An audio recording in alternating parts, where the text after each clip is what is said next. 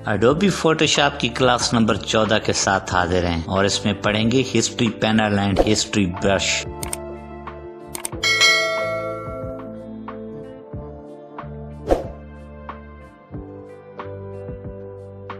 अस्सलामुअलैकुम, wisdom with ZS में खुश आमदीद कहते हैं। एडोबी फोटोशॉप कोर्स की क्लास नंबर 14 जिसका टॉपिक हिस्ट्री पैनल और हिस्ट्री ब्रश के साथ हाजिर हैं। आज हम हिस्ट्री पैनल और हिस्ट्री ब्रश को तफसील के साथ पढ़ते और समझते हैं। चलें क्लास स्टार्ट करते हैं। फोटोशॉप को ओपन करते हैं, इसमें एक इमेज ओपन करते हैं।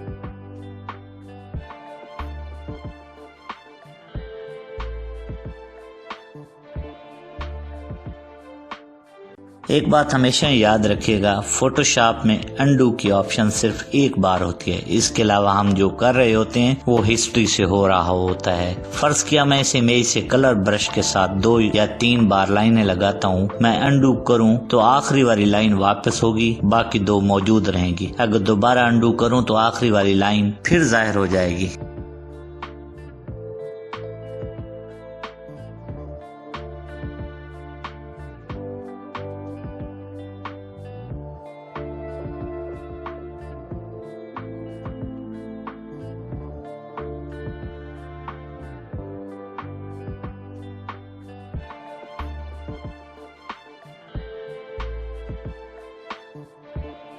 अब अगर कंट्रोल Z प्रेस करते रहें तो आखिरी लाइन जाहिर और गायब होती रहेगी, मजीद पीछे नहीं जाएगी। अगर मजीद पीछे जाना है तो control plus Alt plus Z press करेंगे। ये हमें हिस्ट्री में ले जाकर पीछे करना शुरू कर देगा। इसकी मजीद वजाहत देखते हैं। आप इमेज पर 8 से 10 लाइनें कलर ब्रश से लगा लें।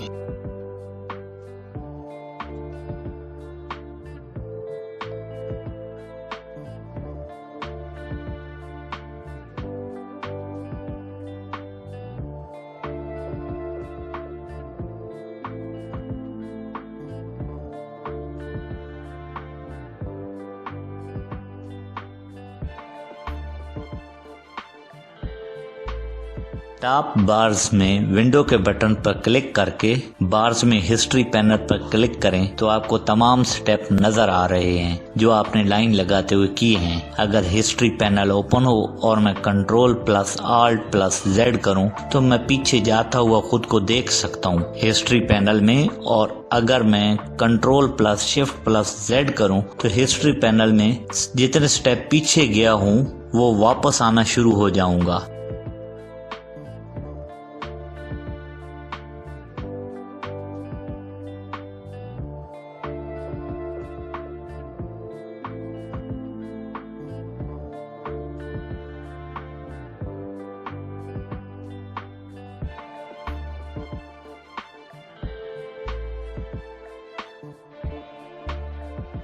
और मैं आगे आता हुआ आखिरी स्टेप पर आकर रुकूंगा। अगर आप चाहते हैं कि आपके पास इमेज ऐसी हालत में आ जाए जो स्टार्ट में पहली बार ओपन करने पर था तो आपको हिस्ट्री में वापस जाकर उसी इमेज पर आ जाएंगे। एक सवाल ज़हन में उठता है कि फोटोशॉप कितनी बार अनडू करने की ऑप्शन देता है।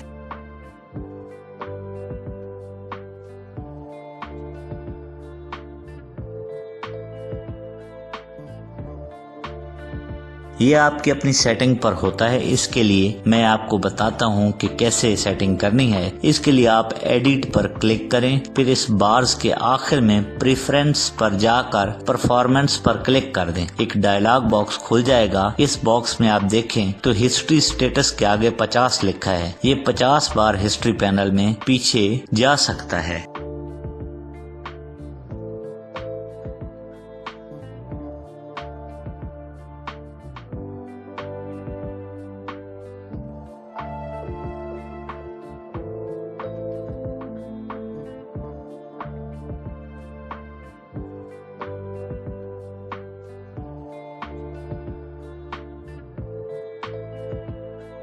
और इसमें आप इसकी मिकदार बढ़ा भी सकते हैं और कम भी कर सकते हैं। वैसे बाय डिफ़ॉल्ट पर 50 होता है यानी 50 होता है और ये 100 तक जा सकता है यानी 100 तक जा सकता है। मेरा मशवरा है 50 सबसे बेहतर है। हिस्ट्री स्टेटस बॉक्स के नीचे कैश लेवल और कैश टाइल साइज का बॉक्स होता है। कैश का मतलब ये है कि इस इमेज जिस पर आप काम कर रहे हैं इसका डेटा साथ में महफूज होकर चल रहा होता है।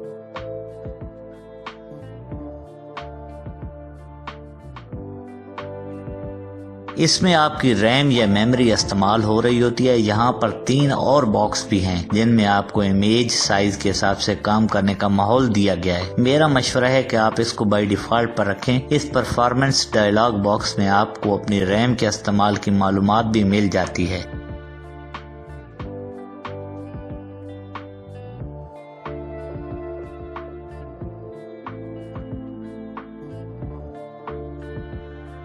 याद रहे, रैम जितनी ज्यादा इस्तेमाल होती जाएगी कंप्यूटर की वर्किंग सुस्त होती जाएगी। इस पैनल में ज्यादा छेड़छाड़ ना करें तो बेहतर रहेगा। वापस हिस्ट्री पैनल पर आते हैं। फर्ज किया हिस्ट्री पैनल में किसी खास एरिया या टाइम में किए काम को इमेज से रिमूव किया जाए। इसके लिए हमारी left side double column tool bars में क्लोन स्टैम्प टूल के नीचे हिस्ट्री ब्रश टूल दिया हुआ है। ये बिल्कुल नॉर्मल ब्रश की तरह होता है। अब आप जिस एरिया से लाइनें रिमूव करना चाहें आप करते जाएंगे और हिस्ट्री से वो ओपन इमेज वाला इमेज उन एरिया में बनाता जाएगा। ये आपकी हिस्ट्री से डेटा इस्तेमाल करता है, इसीलिए ये इमेज को वापस पहली हालत में ले आता है और ये आपके ओपन इमेज से डेटा उठाता है।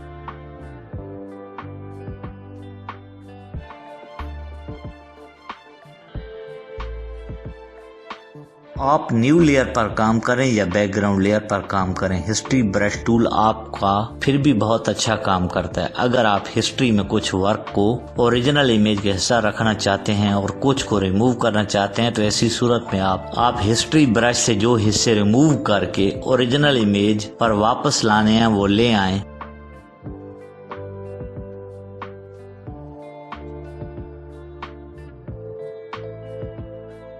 और फिर हिस्ट्री पैनल के नीचे डिलीट बटन के साथ क्रिएट स्नैपशॉट का बटन है, इसको दबाएंगे तो ये ओरिजिनल इमेज के साथ एक दूसरी इमेज बना देगा जिस पर आपने कुछ वर्क छोड़ा हुआ था। अब आप पर है कि आप हिस्ट्री ब्रश ओरिजिनल इमेज पर रखें या जो स्नैपशॉट लिया है उस पर रखते हैं। जिस पर भी रखेंगे उसका डेटा आना शुरू हो जाएगा।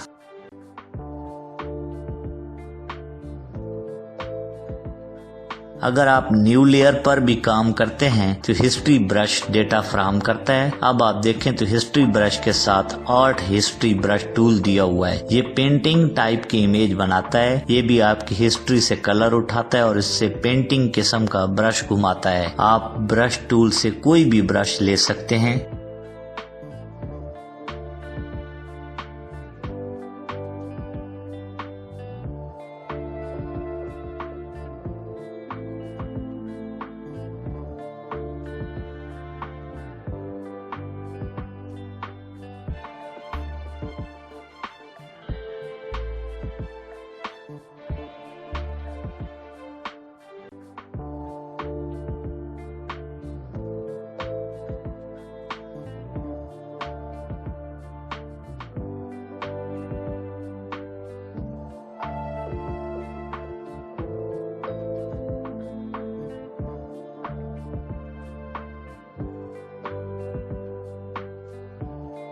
ब्रश का साइज भी जरूरत के मुताबिक ले सकते हैं। आज की क्लास खत्म करते हैं। उम्मीद है आज की क्लास आपको पसंद आई होगी। अगर क्लास पसंद आई हो तो प्लीज सब्सक्राइब और लाइक बटन जरूर प्रेस कर दीजिएगा। नई क्लास तक इजाजत चाहेंगे। अल्लाह हाफिज।